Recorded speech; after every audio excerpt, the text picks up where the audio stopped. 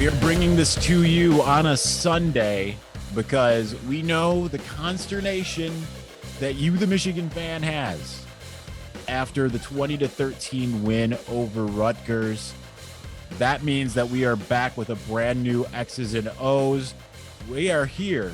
Me, Isaiah Hold, the Mackey Award-winning tight end, Jake Butt over to my left, on the screen, that is, not in person. But Jake, time to break down this game because there's a lot of consternation, like I said, out there right now about what it was. But before we even get into what Michigan did or didn't do or any of that stuff, what went well, what didn't go so well, I want you to help me here because I know you and I see eye to eye with pretty much how this game went. This isn't the same Rutgers team that you faced, for instance. This is not either the late Kyle Flood Rutgers team. This is certainly not the Chris Ash coached Rutgers team. Greg Schiano's Rutgers team is actually a good football team. Whether it wins a ton of games or doesn't, they play sound football. They don't beat themselves. At least that's what I see. What do you see out of this Rutgers team? Are they a good team like I think they are? Yeah, and I think, we're going to have a lot to talk about today, obviously, with the way the game went yesterday. A lot of things to get to, but this is an important thing that we need to touch on, is that this Rutgers team is a good ball team.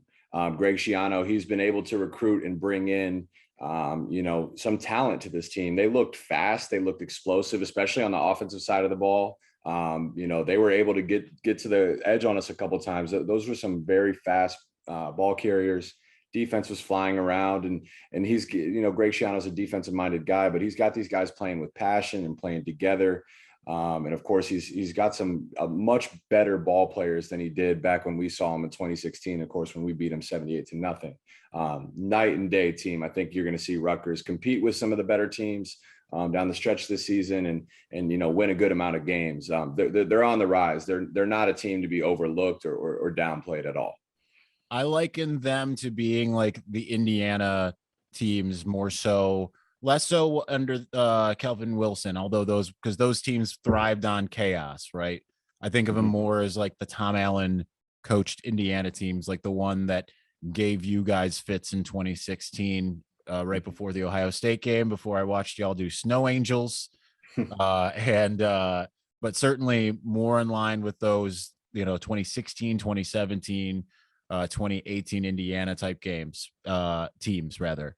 I think that when I look at this game in particular, let's start in on what actually happened. What I saw with what they were doing offensively to Michigan's defense, and Michigan handled it really well for a half. And this really is a tale of two halves.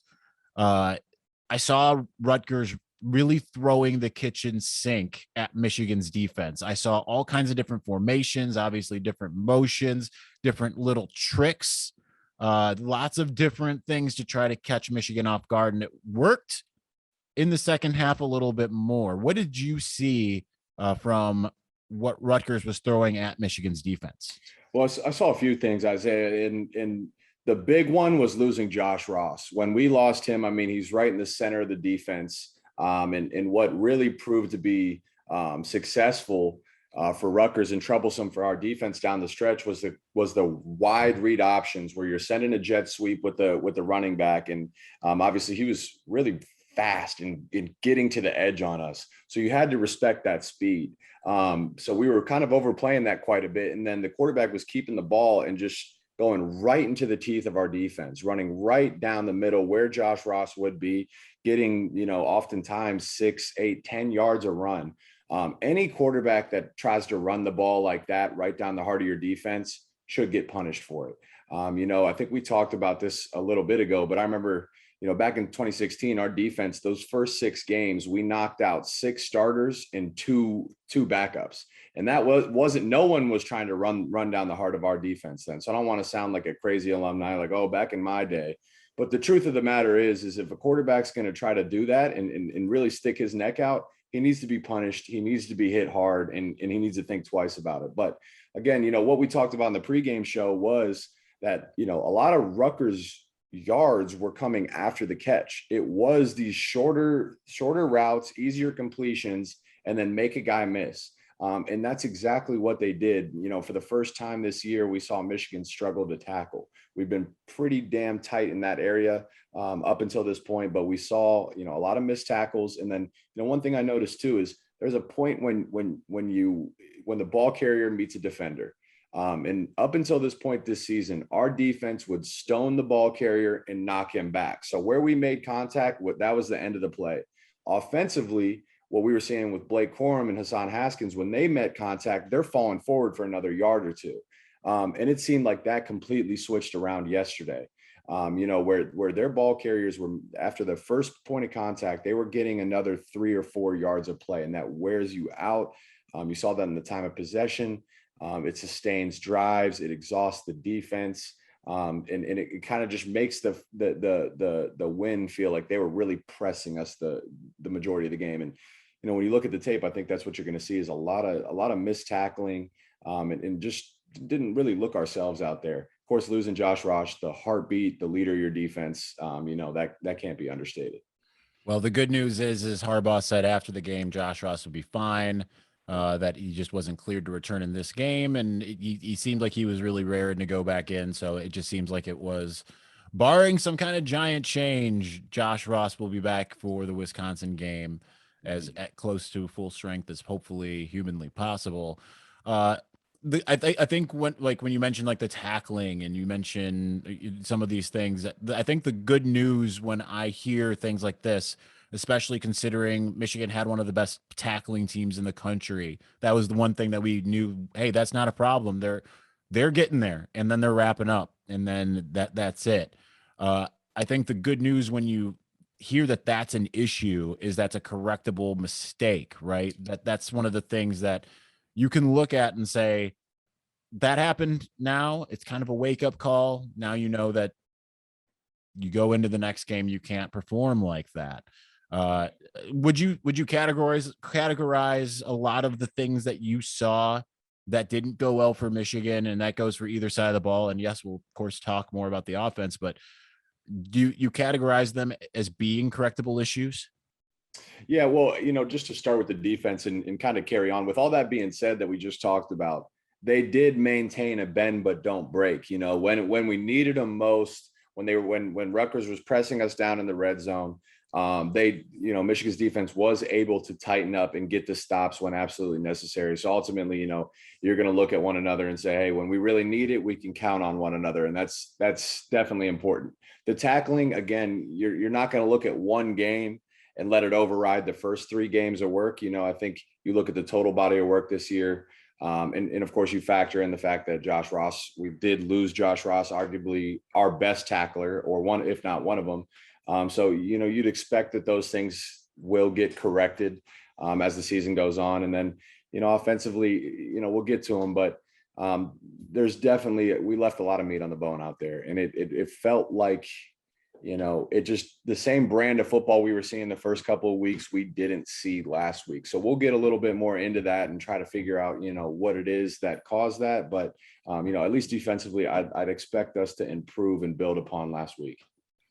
I think that the best thing, and maybe this is just how we need to fix things, but the funny thing I think that I'll share with those of you watching is that while you and I, Jake, were having the discussion via text during the game, I had texted you, I have no faith that this defense can stop Rutgers at this point. And then what happened right then? They stopped him on 3rd and short, and then 4th down, and then after that, the next series, they get the fumble and they get it back. And it's like, well, maybe I need to start texting you things like that during the game. Maybe that's what classic jinx. You jinxed it in our favor.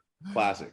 Yeah. So, but that's the good thing. Like you said, a bend don't break. And it certainly felt like it felt up until that point like they couldn't stop them, because Rutgers constantly they were really gaining a lot on 1st down. They were gaining a lot on 2nd down.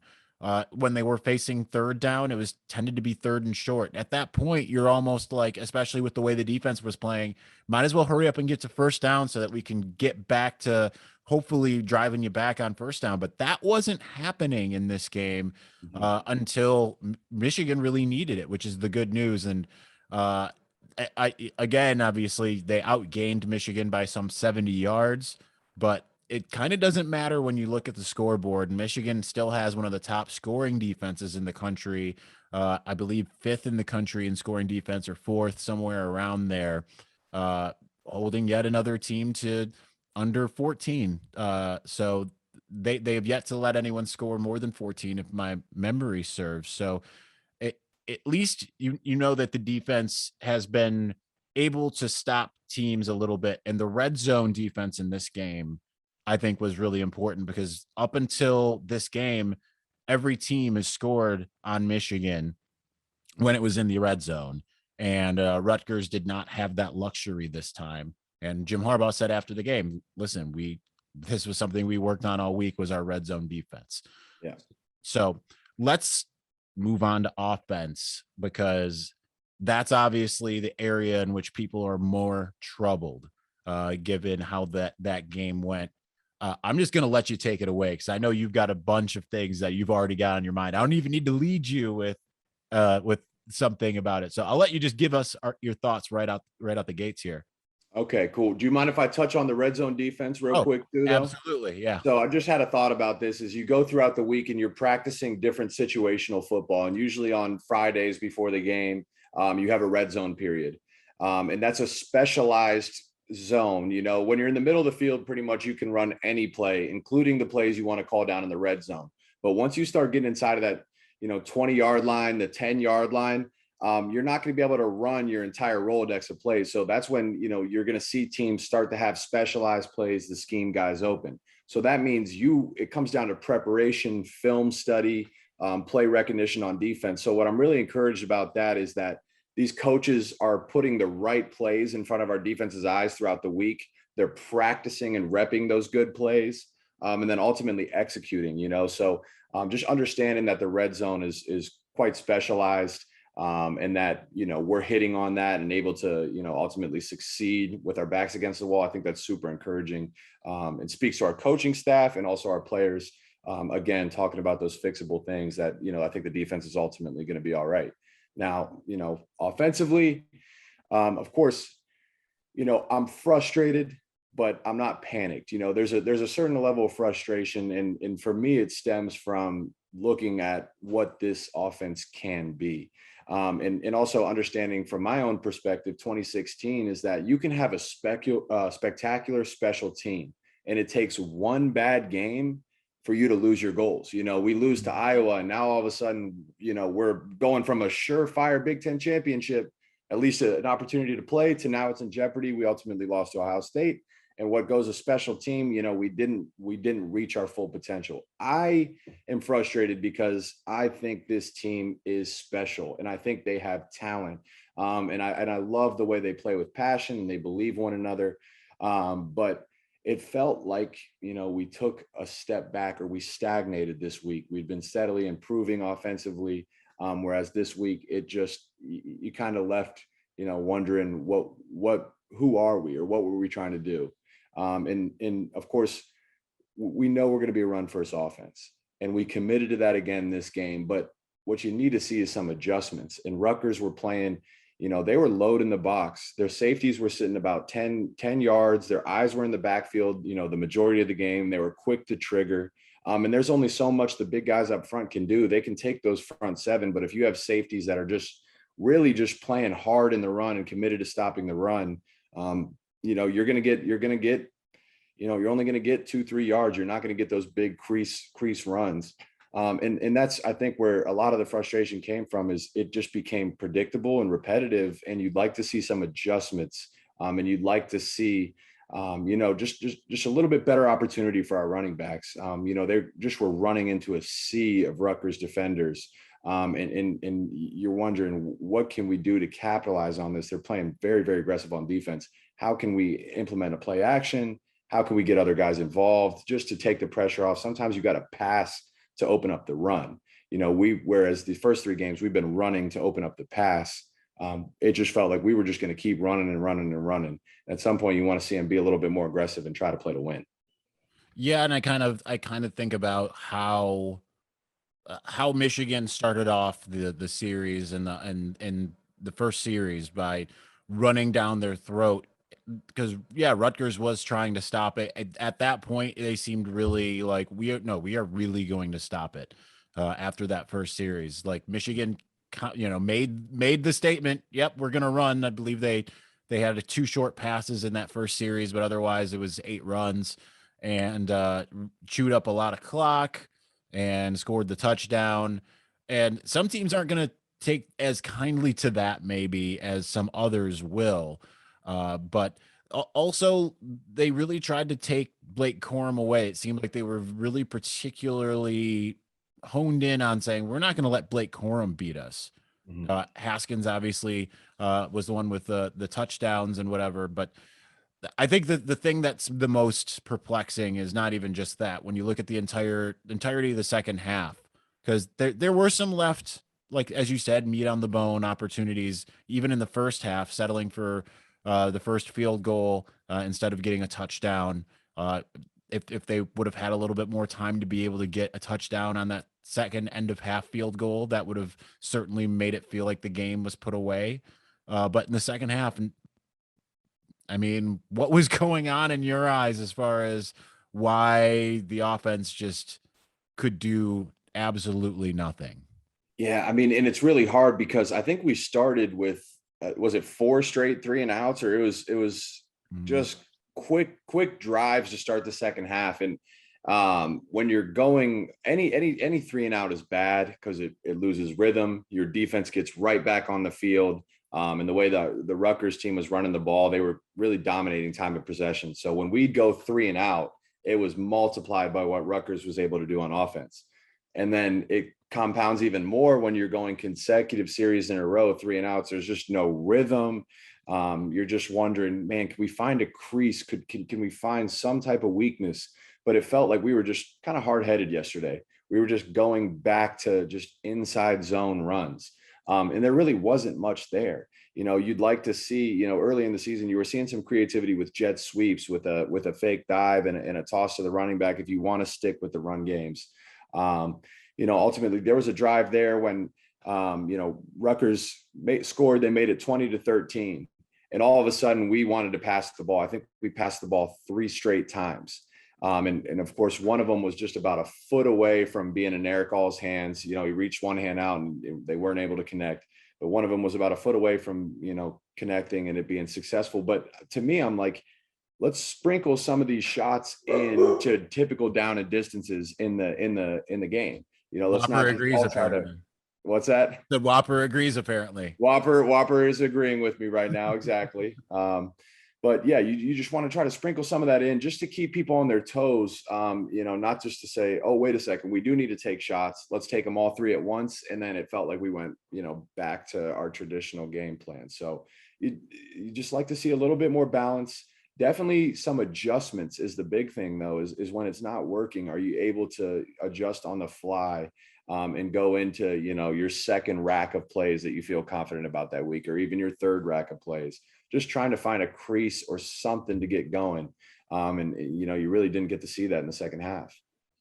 Now, with that in mind, obviously, I think one of the reasons why people get very upset is because, if that was Ohio State or Penn State, then or Michigan State, and you still get the win, people are going to be happy, right? Well, theoretically, I will go by the as often used by John U. Bacon. Michigan fans aren't happy unless they are unhappy. I think that is certainly true in most cases, but nonetheless, when you have a game like this, people are more upset not because just because Michigan won, but the way they won, it tells them that maybe next week in Madison, although I think people are starting to, I actually do want to take a quick step back and say, just because Wisconsin is 1-2 doesn't make it an automatic win, Mhm. people. I want to say that right now because I know there's a lot of you out there that are like, we should go into Madison and just whip them around. Mhm. Wisconsin has the top run defense in the country. They are allowing 22 yards per game rushing. Yeah. Like Yeah. this is going to be a very difficult thing for Michigan. With that in mind, how concerned are you right now that about the offense? Because while it was in the game plan to do what they did against Washington and it worked, it was clearly the game plan again against Rutgers and it didn't work. And now you've got a Wisconsin team that allowed, even though that Wisconsin got blown out yesterday, they allowed a grand total of 2 rushing yards to Notre Dame. Mm. They're going to have to pass the ball. So how concerned are you about Michigan's offense going into this next game? I mean, there is a level of concern, absolutely. And that's always going to be a tough matchup for us because the advantage a team like Michigan has is the same advantage that Wisconsin tries to use, where the way college football is now is most teams are getting spread out. They're getting into 2x2, a lot of wide receiver formations, and you're handing the ball to your running back with 5 down linemen and 5 people in the box. You have numbers in space. So a team doesn't get to typically prepare against, a typical Michigan offense. Wisconsin, on the other hand, they're going through spring ball against their own offense. They're going through camp against their own offense. So they're prepared for a heavy run style type defense. They've been seeing the run all off season. So that's always going to be a challenging game for us to get the run game going. I still believe in the big fellas up front. We had a tougher game this past week, but ultimately, if we can find a way to, get better play calls and maybe push the edge a little bit, maybe get some play action involved just to try to ease the pressure off the run game. It's gonna be a battle for sure. But there is a certain level of concern. I ultimately still think that this team's really talented. I think Blake Corum is one of the better backs in the conference and the country. I think Hassan Haskins complements him really well. They're a great 1-2 punch. So I don't think any team should really ever shut us down this season, but it's going to be a challenging battle next week against Wisconsin. Now, I kind of lost my train of thought here for a moment because you sparked something in me there. But looking at, I remember now what it was. Not one of the things that we always think of when they're playing Northern Illinois or Western Michigan. Obviously, Michigan didn't need to pass that much against Washington in order to win convincingly. How much do you feel maybe that part of the stubbornness it could be just the fact that maybe some of the, they're saving some of the offense to be unveiled against Wisconsin? Because that the coaches certainly try to save up some stuff for some of those bigger games. Do you recall any time in your time in Ann Arbor of that being the case? Is that a real thing that happens? So, I know that's something that gets talked about, and you might have a handful of plays, 1, 2, 3 trick plays that you want to save for the big games, this week, the Ohio States, the Michigan States, of course, Penn States. But for the most part, there's not a large number of plays that you're saving and can count on to move the needle in a big game like this. Ultimately you should be running and practicing your bread and butter plays. Again, like the trickery and the creativity comes from, okay, we've been running a bunch of inside zone. How can we show inside zone and then run a play action off it to threaten where the defense is now weak? Like, how can we show, a fake power and find a way to get a guy in space, get a ball to a guy in space where we have a numbers advantage. That's where the creativities come from. And, I hope we're saving things, but ultimately, like, a game like that, Rutgers, like, you shouldn't really be saving anything. You really should. You got to play the game to win. You can't worry about next week. It's always about winning this game right now. So you really hope that each week we're giving it 100% from the coaching staff all the way down to the players.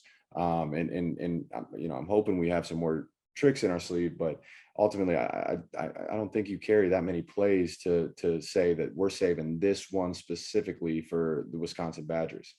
Well, it'll be interesting to see how much more the passing game maybe gets.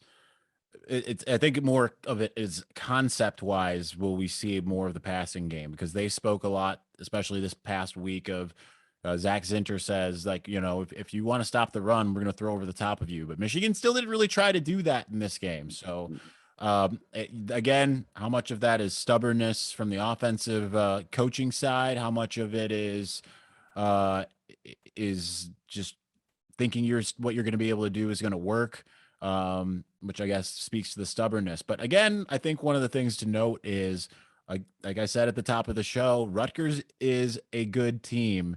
And Mhm. actually, Michigan, the teams that Michigan has played, uh, pretty much every team has won their games. I think every team has won their games since facing Michigan. Rutgers was undefeated coming into this game. Uh, Doubt they'll stay undefeated this next week, but they'll probably give Ohio State a game. But Western Michigan has won out since losing to Michigan in week one. Washington has won the next two games. They went to overtime against Cal last night, but still they've won their last two games. And if I'm not mistaken, even Northern Illinois won yesterday, but I could be wrong on that. But I think that they did. So 10-2, I believe, is the record of the teams Michigan's faced Mhm. outside of playing Michigan. So far, as much as people want to say the strength of schedule has been bad, these teams have won a lot of these games. So that's the good news. Right. Let's move on to your players of the game, because that's something that we definitely want to talk about. So when you look at the defense, who's your defensive player of the game? Yeah, ultimately, I think it's going to have to be Ojabo, with the strip sack to end the game, and ultimately when we really needed it most, we needed a play to be made. He was able to get in there and shake things up and kind of seal the game for us. So just for my own mental health, when he made that play, I'm going to hand him the hand him the player of the game. Able to breathe a little bit after that. And he's really stepped up lately, and you can see all the athleticism that he's able to do and have, and the fact that he knows the game now. Very good compliments to Aiden Hutchinson and some of those other defensive edge rushing players. Offensively, who do you think earned your trust a little bit more in this game? Who's your offensive MVP? Well, of course, we were talking about a pregame show. I kind of asked you who you thought, so I'm gonna have to give you credit here. I was kind of up in the air with who this might be, but you convinced me it's going to be Hassan Haskins, just with his ability to, I think what do you have, 2 touchdowns, so he was able to ultimately punch it in, and put points on the board. Wasn't pretty, but he was probably the guy you'd want to give the player of the game to. And you know what? He ran. I wish that I had a picture, because that first touchdown, he literally ran right at me, like right at me. I'm not talking like near me. I'm talking like he was as close to me, if probably closer to me than my camera is to me right now. And I didn't get the shot because I had my long lens, and it's like, and I'm like, what am I supposed to do with this? I can't get you, man. But nonetheless, all right, let's move on. I think, unless you have anything, do you have anything else that we didn't touch upon? Because I know you had a lot of thoughts when it came to this game. No, again, just overall, we talked about the sentiment of, there's Michigan fans that are panicking. There's Michigan fans that are furious. I would say there's definitely a lot of overreactions going on right now. And I don't think it's time to hit the panic button. We're 4-0. Ultimately, we didn't play our best game yesterday, but you're not going to play your best game. There's going to be some times when things are ugly and things are muddy, and you just have to find a way to win. Things aren't clicking and it's not your best game. That's a sign of a good team, is you still have to find a way to win the tough ones, the ugly ones. And that should be the narrative. We're encouraged by that. We're still 4-0. Everything's in front of us. So let's focus on the positive. And these guys have continued to show up and play their hearts out every single week. I think that's what we need to keep our eyes on, not whether or not we played a completely perfect game. Yeah, and you know what? If you flip the halves, people would be a little bit happier with the win. And the good news is, like you said, 4-0. Michigan has not trailed yet this season. The first time that has happened since 1973. That's Mhm. a little stat for you. All right, let's completely shift gears as promised. Jake, you want to do the butt dial? Let's do it. Let's do it. We had a couple good questions. Do you want to read them off to me, Isaiah? I think we sent the 2 questions. There was I 2 that stood out. Absolutely, and I didn't prepare for this as well as I should have or could have, but let's go ahead and do it. So, all right, so we have from Hutch of the Dead. Just watched the new episode. Great stuff from you and Isaiah Hole yet again, big fella. I would love to see Cade serve up a couple more on the old Petri dish this week. And for the new butt dial segment, what was the biggest challenge / difference from going to from college to the NFL? Okay, so there's obviously the big talent gap is each week in college. Rutgers probably has a handful of guys that are going to make the NFL roster on each side of the ball. Maybe. Then of those dudes, how many of those guys are going to be, like premier starters in the NFL? Even less. So when you're going through college, you're facing 11 guys. It's a definite step up from high school. But then when you get to the NFL, it's 11 of the best dudes you would see on any given week in college. They're all over the field. They're on the sideline waiting to come in, and it's every single week. Just the level of play is so high. And then of course there's like this maturation process that has to happen where you're in college. Your schedule's kind of laid out for you. You get your training table. You're with all your friends all the time. You're going to class together. Whereas, the NFL, it's kind of like the same as a training camp is in college, but the entire season. In training camp, back in August, you're going from, 7 a.m. till, 9 at night. In the NFL, it's 3 preseason games and 17 regular season games. So you got 20 games of 7 a.m. till 6 p.m. at night. And then you got to go home and take care of your body and do more treatment. So it's definitely a job. It's definitely a business. And the level of play is extremely elevated. Yeah, I don't know how you did it. But then again, I say that as someone who has eaten pizza exclusively today. And I am also almost 40 years old. So there are reasons why. Although I will say that I was once told by David Turnley that I looked like a linebacker when I was a little bit more svelte pre-pandemic. Oh, David Turnley. Anyway, Mike _ Loriano.